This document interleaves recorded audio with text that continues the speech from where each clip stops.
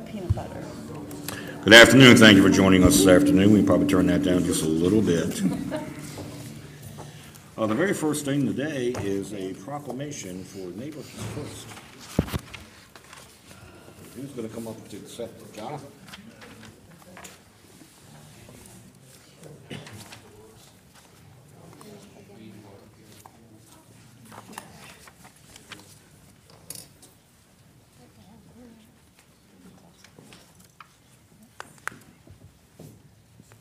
Hail, hail, the gang's all here.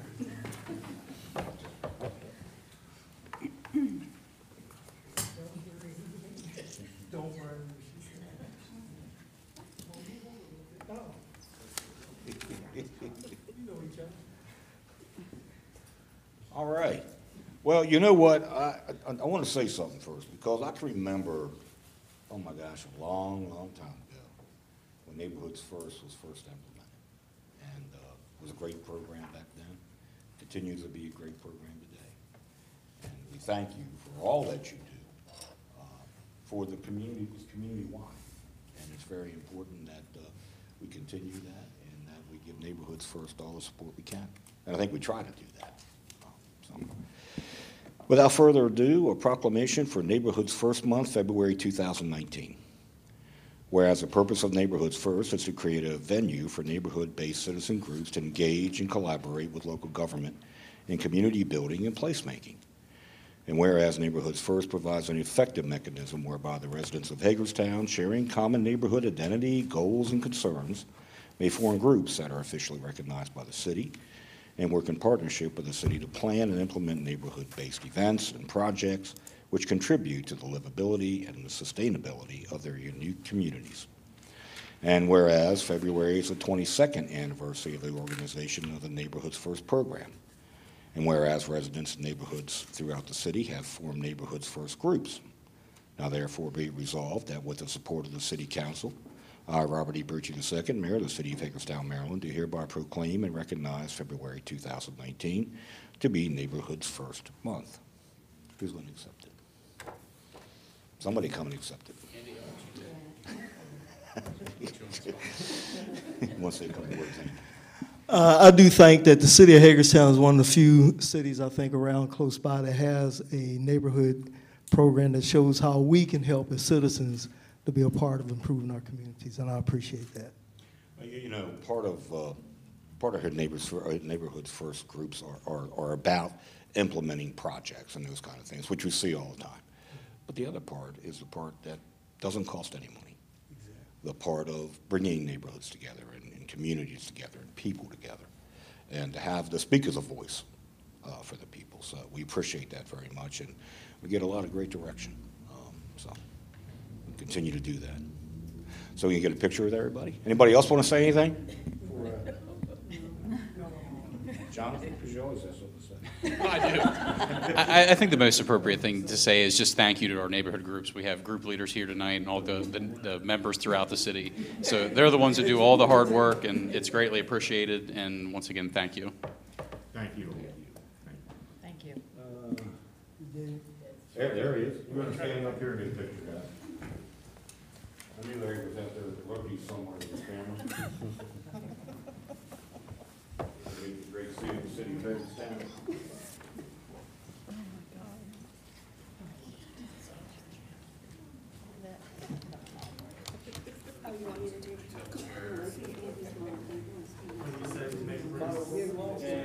Put Chad back here in the back, he's kind of tall. Well, I gotta get on the stoop then.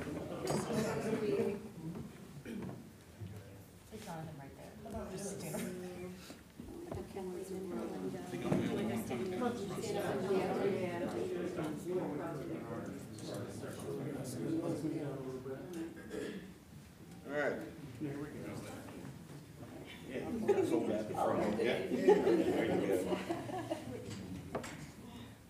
Okay, here we go. Okay, good. Smile. 1, 2, 3. Let me do one more. Okay, 1, 2, 3. Okay. Thank you, guys.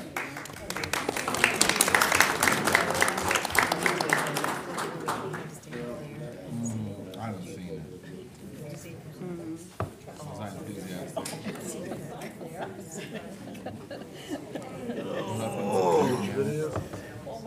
They're like hiding in the background.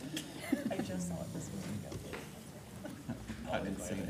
I'll send it to you. All right, next up is support for adult drug court. We have the Honorable Judge Brett Wilson with us in the audience today. Him and his beard, he had to come separately and pull that behind him. Thank you, Mr. Mayor. Always a It's good pleasure. to see you, Brett. Council members, pleasure. Thank you very much for entertaining us for a few minutes. With me is Jennifer Bricker, who will be the drug court coordinator. She right now is putting together all the documentation that's necessary in order to get us officially started. And of course, Chief Kiefer is here because we're here today about the issue of city support for drug court, not monetary support, okay? No, we're not asking for any money. What we're asking is for you to buy in to the program that we're putting together and allow or authorize Chief Kiefer to have law enforcement's involvement in the drug court process.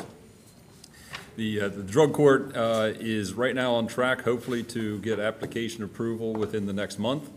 We're very hopeful that you will join us in this effort, which, even though it's a small part of the addictions crisis, it's a part that affects people that are at the middle of the crisis, meaning the ones that, by their addiction, are in an endless cycle of being used by other people to distribute drugs, of course, to use drugs to make money, and are basically being beaten down in society.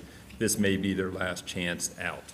So, again, we ask that you allow Chief Kiefer and his team to be involved in drug court, and for a little bit of the reason why we need law enforcement participation so much, I'll turn to Ms. Bricker to give you some of the ins and outs of why law enforcement's an important team player. Thank you. Law enforcement can play a very important role in the drug court team, not only to extend the court services and accountability for participants by assisting with curfew checks and things, home visits, things like that, but also to be in the community and help extend their network in the community. When participants are in this type of program, there's a lot of struggles. They're going to treatment to learn to change who they spend time with, and then they come out in the community and they're faced with those same people, and there's a lot of challenges. So having that liaison between what's happening in court, extending into the community by community police officers, it also gives the participants someone to go to if they should need assistance when they can't get to us in court too. So we're hoping that in addition to curfew checks if necessary or assistance with parole and probation through home visits, that maybe having someone as a participant on the team that can learn who the participants are and what their struggles are would be really helpful. There would be opportunity for trainings and things like that for the police officers as well.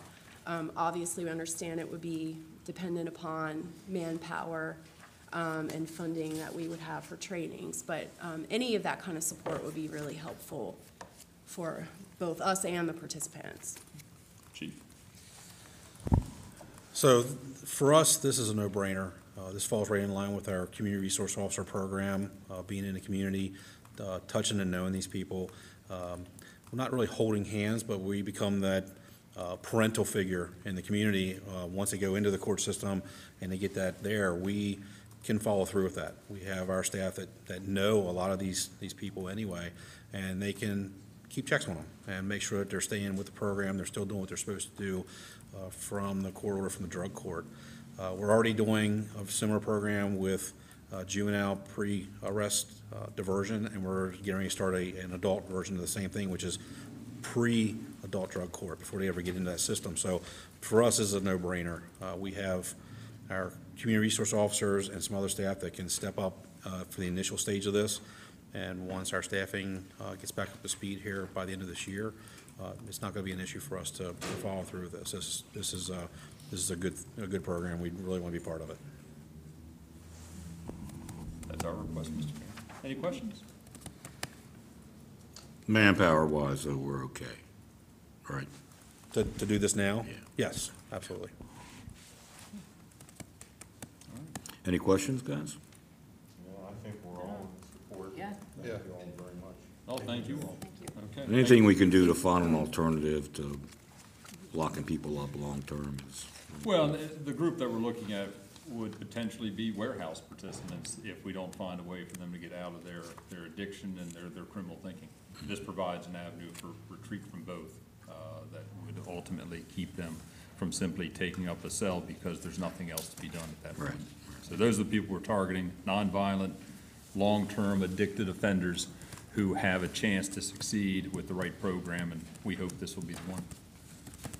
Let me ask you a question then. Yes, sir. And just for my curiosity, I mean, how does this play hand in hand with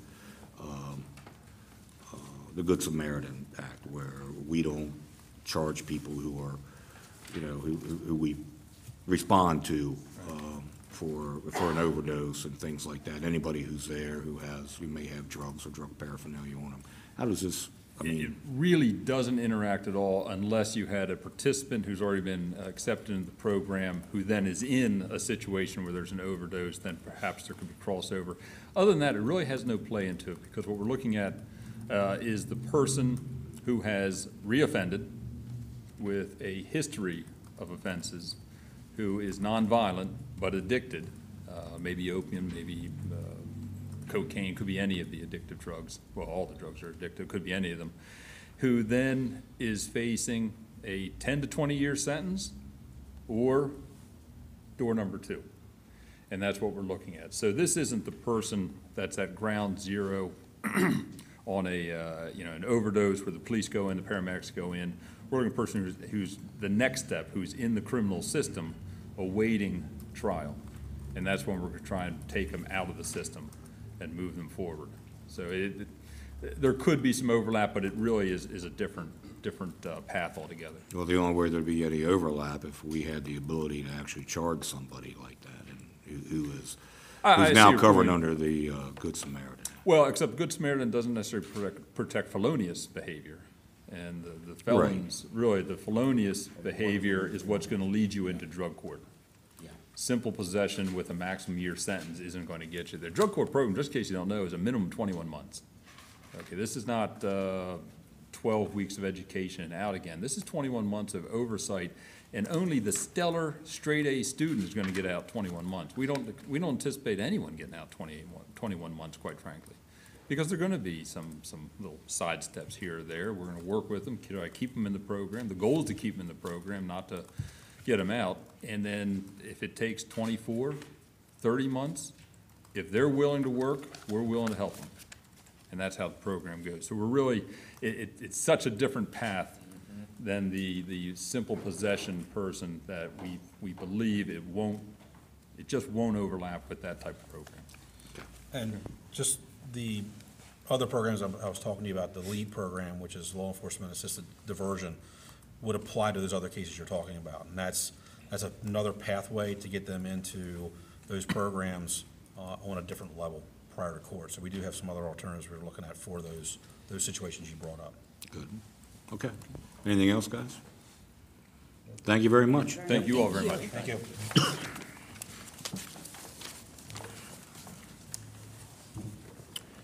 Okay, now on to the preliminary agenda review. And as always, if you have a question, please stop me. All right, so we're maybe not having this? No, we'll have that one next. Okay, we're not gonna have it. We are not gonna have it. I'm not gonna have it. Okay then, all right. All right, first thing next week for us will be an 11:30 a.m. meeting at the Museum of Fine Arts, the annual report. Then we'll move on. We're not gonna have the meeting with Horizon Goodwill Industries. We'll move on to the work session at 6 p.m., regular session at 7 p.m. Councilmember Heffernan will give the invocation. We'll have the pledge of the flag and the announcements. The meeting dates in March are March 5th. Don't forget the State of the City at 7 a.m. at Hager Hall. Thank you, Donna. Then we have a work session at 4. On March 12th, a work session at 4. The 19th, a work session at 4. And the 26th is a regular session at 7 p.m. We'll have citizen comments, we'll have city administrators' comments, we'll have mayor and council comments. We'll adopt the minutes of January 8th, 15th, 16th, 22nd, and January 25th. And then we'll move on to the consent agenda. Under Departments of Parks and Engineering, we have a 2013 John Deere 2500E gas triplex motor from Finch Services Incorporated of Westminster, Maryland for $15,995. Under Utilities, we have electric voltage regulators, Eaton Power Systems, Waukesha, Wisconsin for $53,599. Under wastewater, we have a 2020 Kenworth T370 diesel dump truck with a Goodwin body from Truck Enterprises of Hagerstown for $120,750.08. Underwater also, we have a vault swing check valve installation, Carl Belt Incorporated, Cumberland, Maryland, $46,250. And underwater is a 24-inch insertion valve, Carl Belt Incorporated, Cumberland, Maryland, $522,350. I guess these are all for inventory. That's the actual process for the insertion valves for them to do the Oh, do the process work, for it, so okay, it can all work right. on the transmission. Gotcha. Valve replacement. Got you. Under unfinished business, approval of an ordinance, police and fire retirement plan amendments, the approval of an annexation resolution, Foggy Bottom Land, the approval of an annexation resolution, Antietam Creek bed. Under new business, introduction of an ordinance, repeal of Chapter 189, public utility license, introduction of an ordinance, the increase of sewer rates, introduction of an ordinance, the increase of water rates, the approval of a resolution, parking lease for the University District parking deck with the state of Maryland, approval of a resolution, a lease for parking system office at Roslyn Building, the approval of a resolution, amendment to the lease for 11850 Indian Lane, the approval of T-Mobile lease at Hagerstown Police Department Tower, the approval of exemption to the water and wastewater policy in order to supply water service to 9238 Sharpsburg Pike, the approval of a third deputy fire marshal position, the approval of inductees to the Hagerstown Circle Achievement at Memorial Park for the 2019, and approval of the date for the annual induction ceremony, and the approval of a 2-year contract of annual financial and single audits. Any questions? Great. All righty. Next up, the third deputy fire marshal position.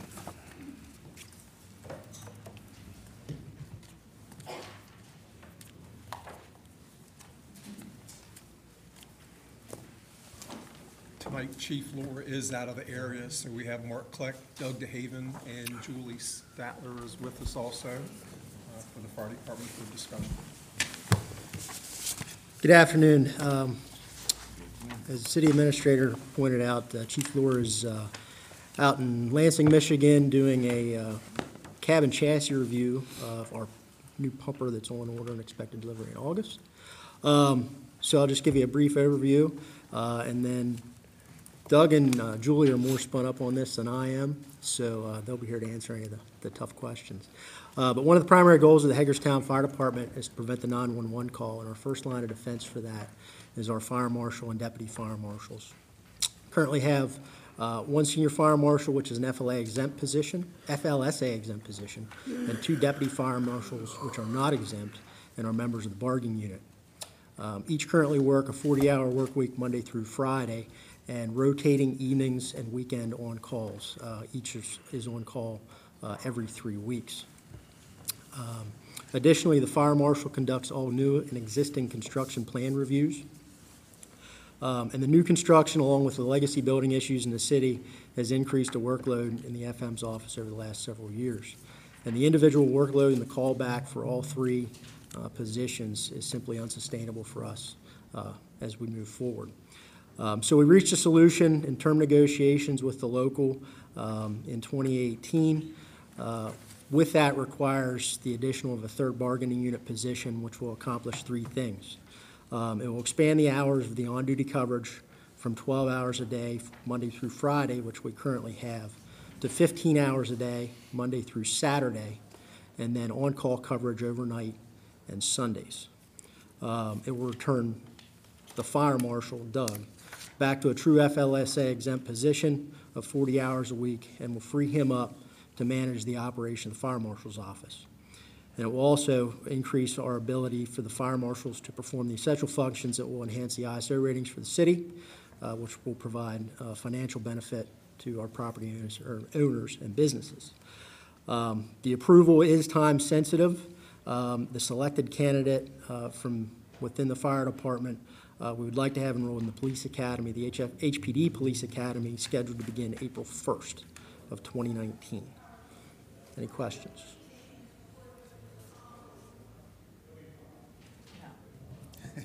That was easy. You don't want to continue working 70, 80 hours a week? I'd like to be proactive, and the function of where we are right now is not allowing me to do that. I'm not serving this community the way we need to. We can do better. I appreciate the support to this to allow us to go in that direction. So, thank you. I'm good. Yeah. Okay. Thank you very All right. much. Thank you. Thank you.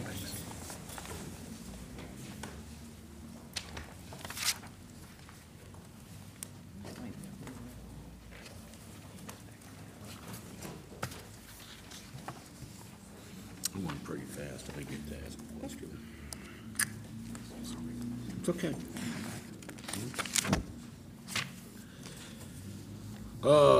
Next up is the annexation, public hearings, follow-up discussion. Steve?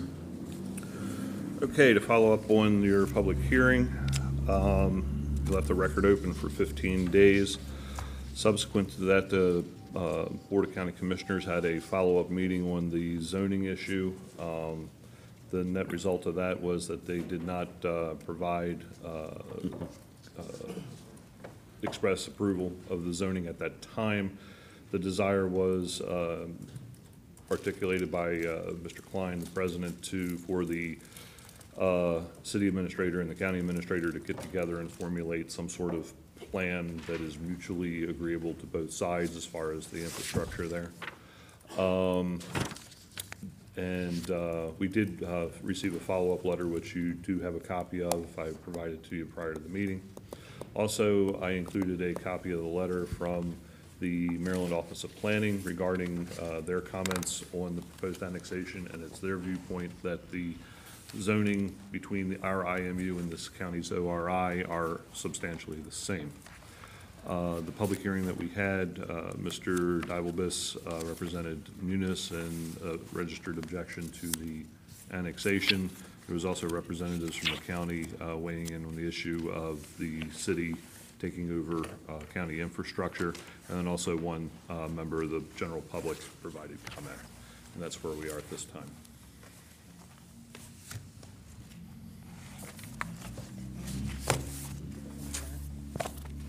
So, I read the letter that was provided by the county, and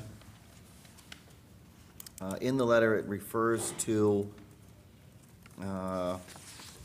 basically the parties coming to agreement before they'll approve the request. But this process isn't about those things. This process doesn't require these two bodies to agree to unrelated items. This is merely a change in jurisdictional boundary. The zoning classification, while the county may submit in this process, is different, and that may be the decision they reach at the end of the day. They would reach it for a number of uses and not all of those things. So in other words, when you take the city's, zoning allowances and the county zoning allowances, only some of them, some would argue, aren't consistent. And that some is a small part of the greater number of items that are consistent. So the applicant that would want to proceed with development of that other property could then make that argument at such time that development proposal came forth, which on average, such a development, especially, of land this magnitude, isn't an overnight process. It is a very lengthy process. And so I feel like that number one, I feel like the argument of zoning consistency is somewhat moot by those two facts. And number two, I feel like that the county appears to be exerting some position that the city is of a necessity to agree to these unrelated items in order to accomplish its task of changing the jurisdictional boundary. And we have no obligation to commit to these unrelated items in what I would consider an expedited manner, simply to conclude this process of annexation. We can come to terms on those other items when the road is actually built. You know what I mean? When all the merits of the pond, infrastructure is understood. I mean, as it applies to MS4 and all those other things are unrelated items to this process. I just don't understand why we would say, you know what, we're going to expedite agreement on all these other items, some of which don't even exist yet, to conclude a process that we're not required to reach agreement on these items. I completely agree with you, and when we were at the Board of County Commissioners meeting last week, I very clearly explained that and the circumstances that follow with that, and I explained that the city intends to move forward with the annexation. Whether or not the county commissioners choose to determine that the zoning is substantially the same, or if it's different, is not going to stop the annexation from moving forward. And I also used the examples such as, how long it's going to take to build out, and then also of that, what percentage of the uses that are permitted in our IMU zoning district are ones that are not allowed by the counties, which I would estimate personally at roughly about 20%. That would kind of kick in if somebody down the road within the next 5 years might try to propose one of those uses within the city within that time frame, and the odds of that were rather unlikely. As a result, there was some discussion back and forth. Within the discussion itself, there was some division amongst the Board of County Commission members, because some of them understood that the likelihood of zoning being an issue in the next 5 years on this property is somewhere between, well, I'll say it's slim. I wouldn't say it's slim and none, but it would be slim. Because of the time that it takes to build out the infrastructure and then the marketing it, and then maybe somebody might propose one of those 20% of the uses that we permit that they don't. The likelihood of zoning in this situation being an issue is kind of, it's moot. Wouldn't quite go as far as moot, but remote, yeah. So we articulated that very clearly to the Board of County Commissioners, but there was this tendency to want to mesh the two issues together, so.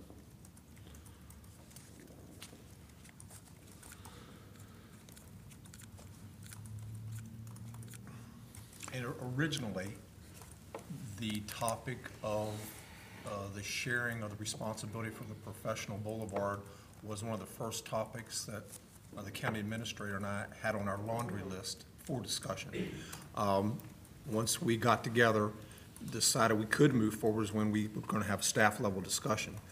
That was relayed to his Board of Commissioners as we relayed the information here. So that's kind of why it's been expedited along. It's something that we had planned to work on as some of our first steps as the city county coming together on a large scale project like this. And it has been expedited somewhat. I will agree to that. We've had the information out, kind of a 6-point document, and we were going to get a memorandum ready for discussion. But once again, it is a separate discussion. Right, it has no contingency associated with this. That is correct. Action that we're taking. Right. And I don't know why we would request. interject it into it and then try and expedite the process in which, that negotiation may occur based on this completely separate, measure that we're considering. That just seems odd to me. and I go back to the hearing, you know, with due respect to the county, you know, how you can have one contingent of your governmental operations come to the conclusion on what I consider are the more detailed items, such as infrastructure terms and responsibilities, and not come to conclusion on less complex items such as zoning application, and not be ready for that response. And I would just, well, I guess I would just believe that you'd be able to come up with all of those responses in a single manner, and, you know, I would have to then venture a guess as what your motivation would be to not to. And I will say also, the representative emeritus has expressed a desire to enter into discussions with the city about the terms of the annexation as well. I just put that on the record. I forgot to mention that earlier. I mean, I'm always happy to have those conversations with the property owners. Jen, is there any legal,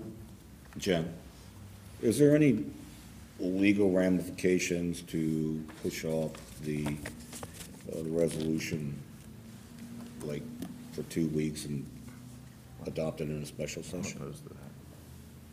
I'm just asking. I just want to know if there's any. No, we're talking about a short term. Yeah. Okay. Just wondering. All right. Anything else for Steve? Thank you. Thank you, Steve.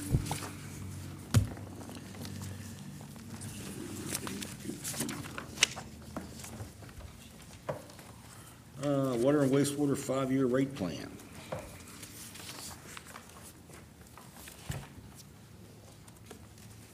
Here she comes, the next director of utilities. Let's do it too. The director. That's correct. Good evening. That's right. Yes.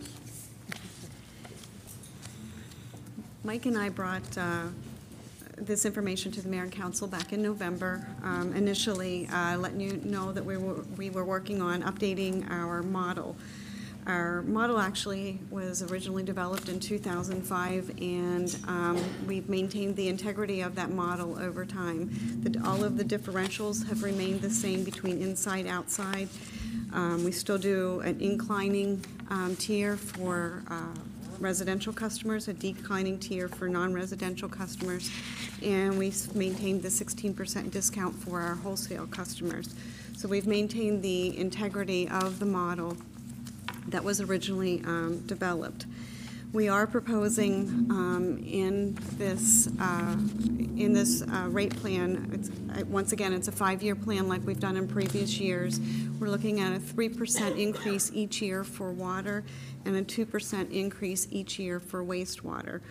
We're also asking that we increase the benefit fees by 3% each year, as well as the fire line fees. For the benefit fees, this will be the first time the benefit fees have been adjusted, I believe, since they were implemented in the late 90s. They've not been adjusted in any of the rate models or the rate plans that we've submitted to mayor and council since, well, in the last 10 plus years. So it'll be the first adjustment in over 10 years to the benefit fees. Fire lines were adjusted the last time, but to try to keep up with the cost of inflation and so forth, we are recommending a 3% increase there.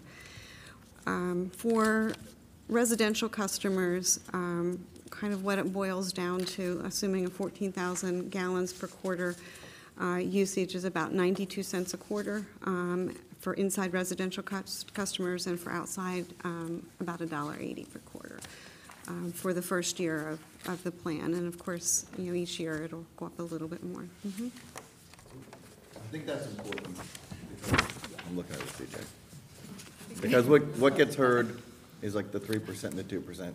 Nobody knows what that means. 0 people out there knows what that means. Because nobody's sitting there with a quarterly bill and going, okay, what's 3% of this next quarter? I mean, that's the reality. So you say, look, it's gonna cost you $4 more a year, roughly. That's the first comment. So, you know, my hope is we continue to focus in that direction on those types of numbers. But the second is, you know, we just did a rate analysis in, you know, the municipality that I work for. And of course, we you know, we look at the regional jurisdictions that have their own systems. And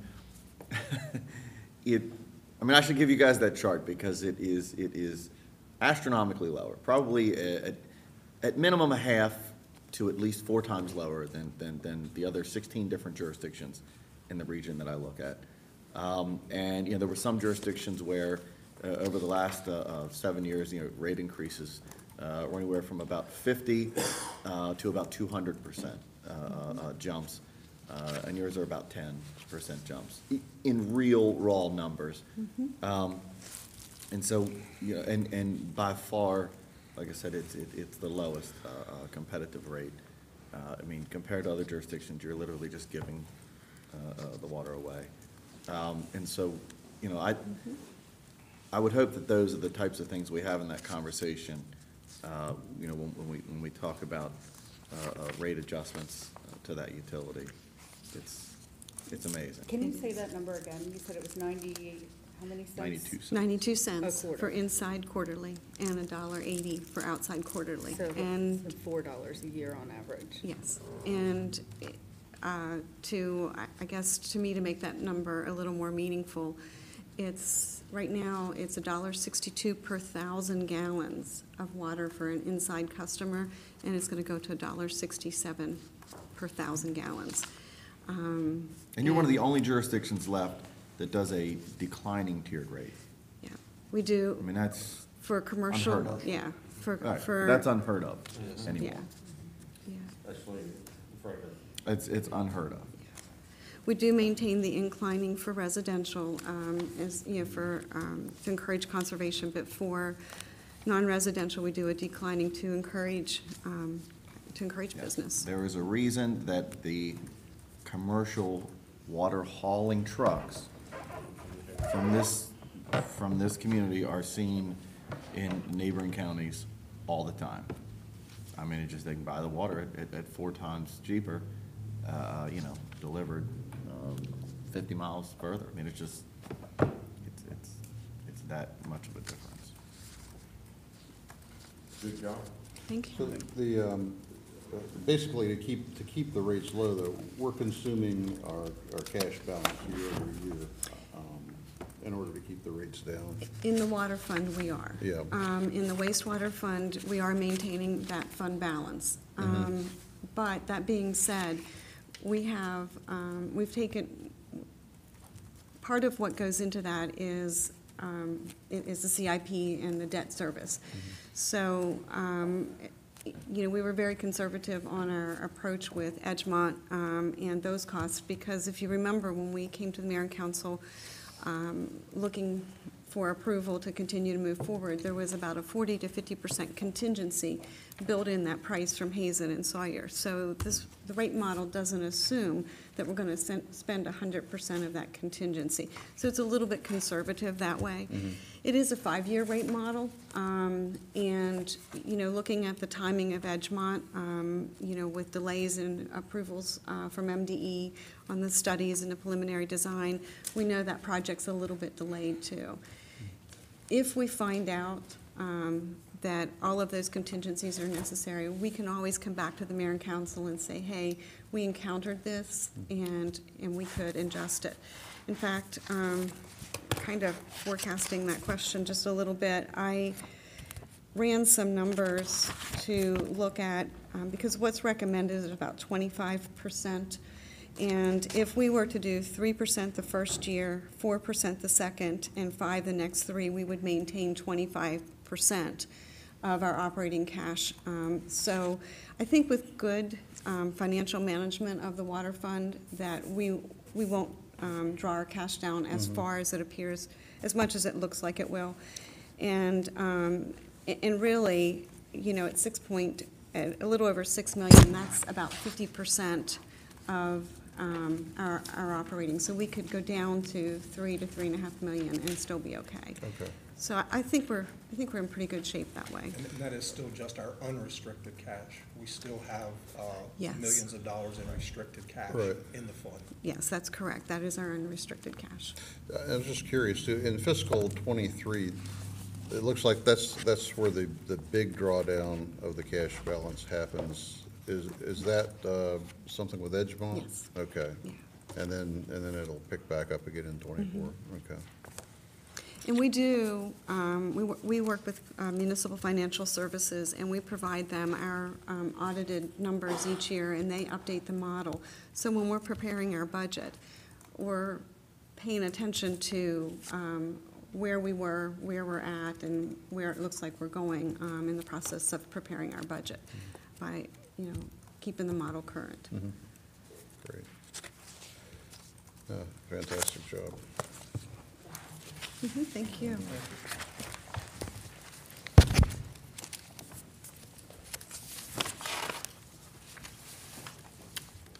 All right, Invest Hagerstown Incentive Program. We're here to give you an update on the Invest Hagerstown Incentive Program and to also talk about potential demand on this program.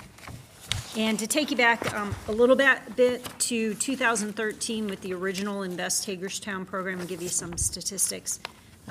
When we originated this program, we put $1.5 million into it, which leveraged and created $4.2 million in commercial development.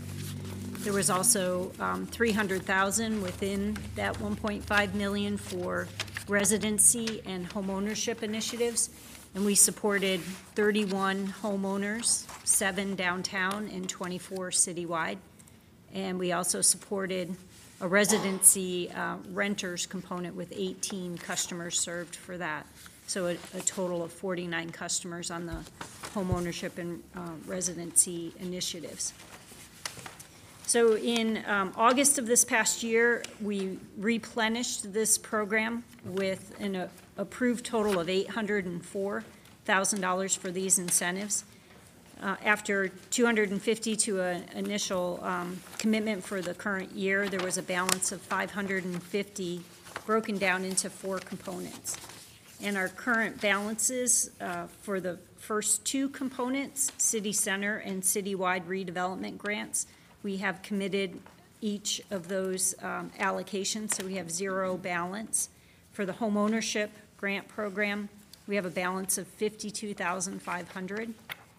And for the rental property rehab, we're reviewing a current application, and assuming that application is approved, we have a balance of $42,500. So that makes a total remaining of the allocation of $550 of $95,000 remaining in the program to take us till June 30th. Among the commitments, just to give you some comparison statistics, that the commitments that we've made for the redevelopment grants are leveraging an additional $5.4 million in private investment, so more than the initial 2013 program in private sector investment that's happening as a result of this seed money, and a total of $5.8 million in new investment happening, retaining an estimated 18 jobs and creating an estimated 57 new jobs. The funding components well, let me go to interest and demand. We included a chart in the packet, which is just some of the projects we're hearing from in the community. We have not received actual applications against the redevelopment grants because we have communicated with prospective developers that the money for the redevelopment grants have been committed for this year. So while not actual applications, there are a range of projects that we know are being contemplated, or several are marked that they're projects that are underway in which we were not able to provide a grant because the funding has been expended.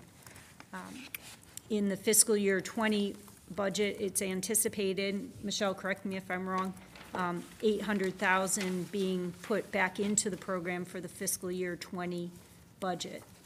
And I think there's an opportunity tonight to discuss if there is any other ways to reconfigure the amount of money in each of the four components and to address the need that we are hearing for interest and demand for the program to bridge us from now until June 30 at the end of the fiscal year, until the fiscal year '20 funding becomes available. Happy to answer any questions or walk you through in more detail the two charts that we included in the packet.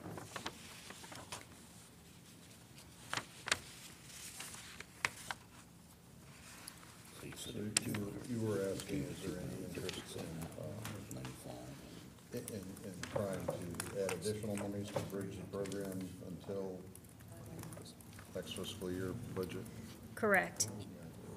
Or in addition, with 52.5 remaining in the homeownership program and 42.5 remaining in the rental rehab, whether there's any reallocation of those balances.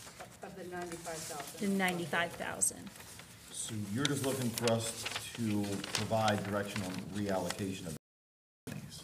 And potential discussion if there is any funding available to replenish this at a higher level for this current fiscal year. Between now and July 1. I think Right. that second item, I mean, that's hard to have a discussion about. I mean, I see Michelle in the back of the room, and like, we don't have anything in front of us that says, hey, here are some options. You know what I mean? Like, I think it's difficult for us So, yeah, for us, the discussion was. I think to come we up can- with them. For the $92,000, we know we have some locations that can utilize that. If anything came up between now and then, we would come back to the mayor and Yeah. council to see if we had anything. But, and it's just a question from Jill, if we do see something come up, can we come back? Will you be amenable to us bringing Sure. something back to look at for funds? Right now, we want to work with what we have. We think project-wise, we can reallocate it and use it at that. Yeah, I think the at that goal number. every year with this money is to not leave the year with any money left. You know what I mean? We get to this point, however you need to sort of Right. disperse the rest. I'm disappointed, and maybe it's because of construct of it, that the rental rehabilitation program hasn't, I mean, I see a lot of, I see a lot of half doubles out there where I just know that there's gotta be this interest to say, hey, you know what I mean, I wanna grab one, or I own one, I wanna grab the other half. But, oh, go ahead. In regards to the rental rehab grant, if you look at the guidelines for what is required for a $7,500 grant, it's very similar to our PEP standards. So, sprinkler system, solid surface counters. Yeah, I think we need to washer, revisit dryer. that then. So the We always initial get these investment things- from the investor is way up. Yeah, and that's what I want Right. to know is there something we need to do to that? Because you're not doing that to some of the properties. I mean, to a lot of them, you're just not going to be able to do, you're not going to be able to do that. Because I'm not thinking in my head for these of big buildings. I think that money's way too small to think that anybody's going to apply it to a 6 or 8 or 12 unit apartment building. For me, I was really trying to focus that money on the half a double issue, where you got one half a double that is nice, and you got one half that's not. And there are definitely a number of those in this community Right. that could use that focus. And if it has to be, we do a 10, a 10 and a 20, we have to sweeten that a little bit to make it happen. I'm all for massaging that particular item and focusing it on those specific areas, because you're not gonna sprinkler that half double, you're not gonna put in all of that, intricacies into the space. And I agree, revisiting those guidelines would be a good thing.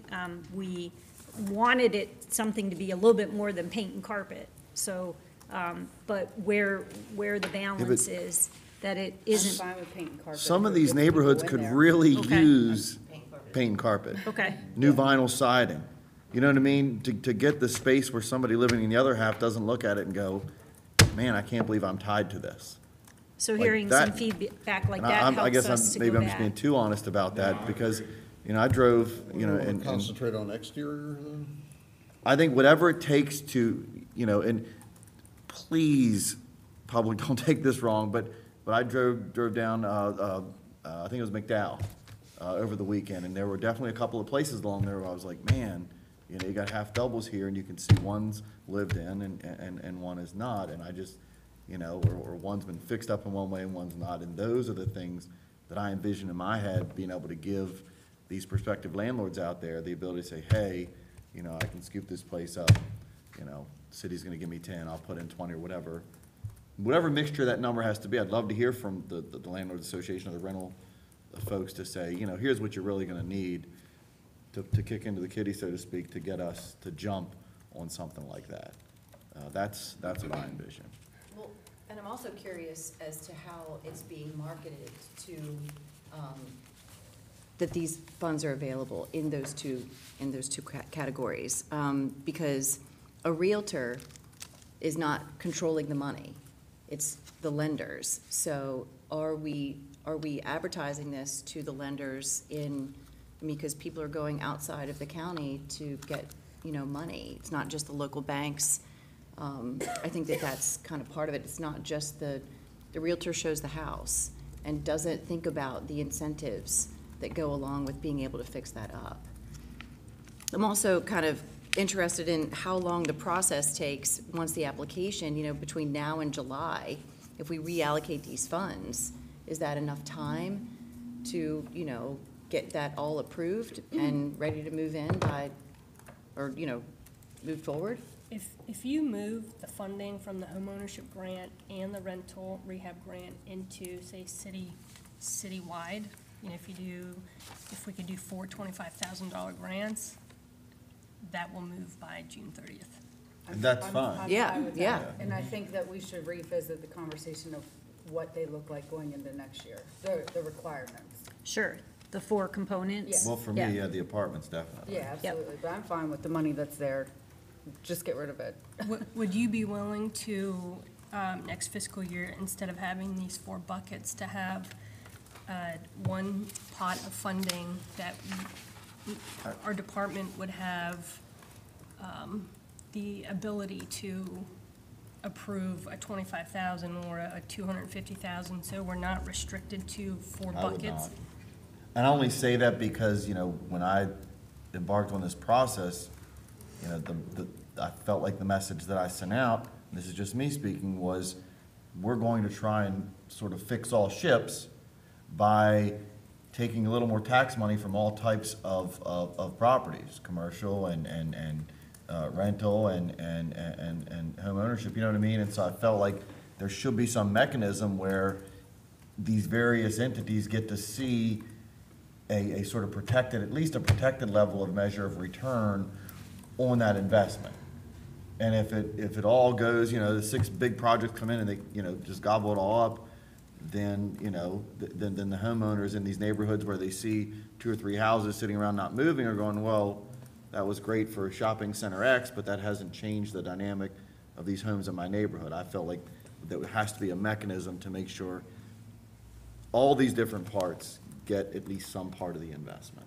I somewhat agree. I think if we say, you know, here's $1 million, here's what we would like to see done with it, we know there's gonna be 4 applications immediately for the 250,000, the money's gonna be gone.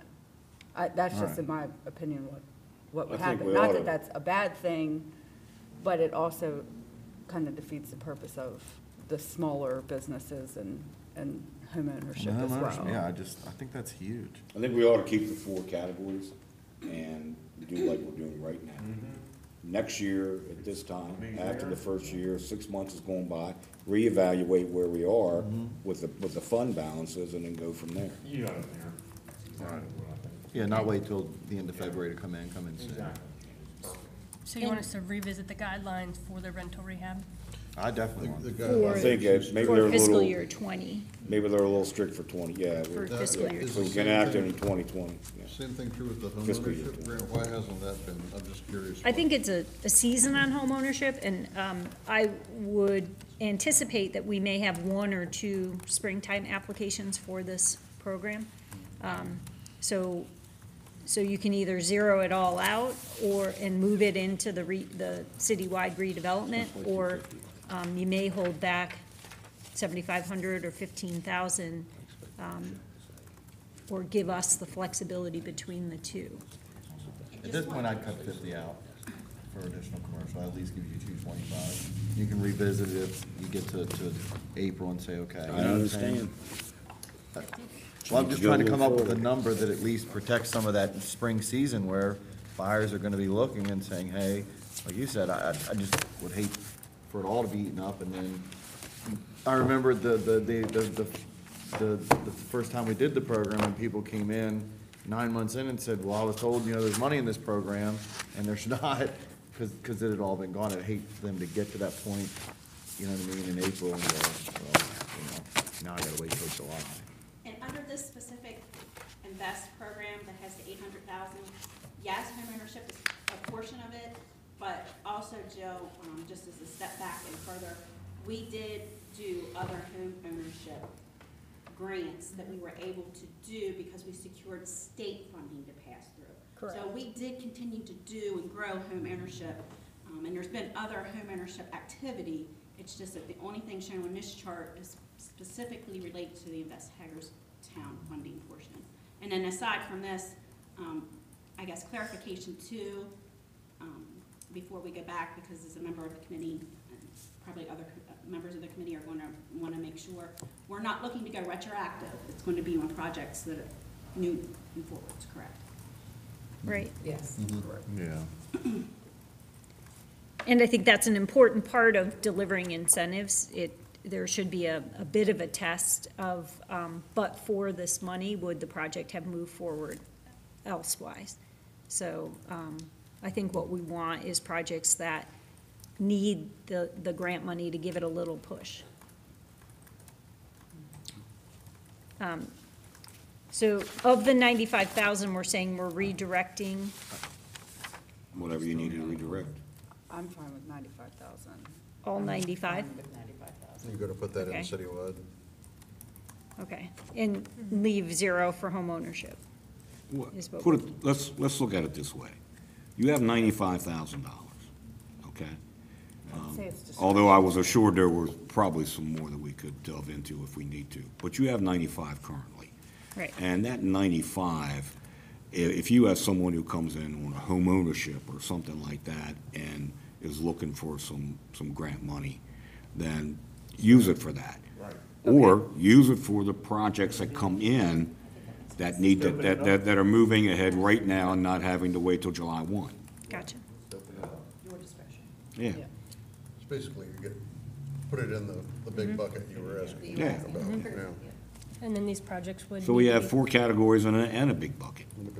So- All right, thank you, guys. Very good, thank you. City Administrator? Two things tonight. Liberal leave policy is in effect tomorrow for the upcoming inclement weather on Wednesday. City Hall will be open. All essential services will be operating. Continuous operatings will all be here. But just to let our residents know, City Hall, it may be staffed less than you expect, but it will be open as the command center for the city. And we don't have any indication right now that the trash pickup will be off? No. No, nothing out from Rodney yet on that. And just for a downtown kudos, my family and I were down Friday night, a non-event night, 3 different locations in A&E district, one 80% full, one 100%, and the other one almost at capacity also. So kudos to the business community downtown for giving people a choice and an option, and those that chose to make it their destination Friday night. Thank you to them. Because of President's Day, is trash pickup one day later? West? No? No. It's regular schedule, okay. Yes. I need to make sure before I put my trash out tonight, that's all. Shelley, anything? I mean, I wasn't on vacation, I was here working, so. Well, I know when the trash is, so, no, I don't have anything. Thank you. Lou? I'll take advantage of the liberal leave, thank you. Awesome. Nothing tonight. Kristen? Okay. Emily? All right.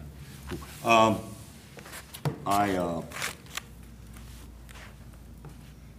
I want to point out that there has been no armed robbery yet at the new Wendy's on the dual highway.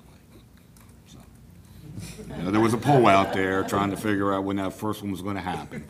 So you know it hasn't happened yet. And I go there probably 3 times a week for their chili cheese baked potatoes. So I'm keeping my eye on it. All right. Other than that, Kristen, you have anything? No. Okay. We're adjourned. Thank you.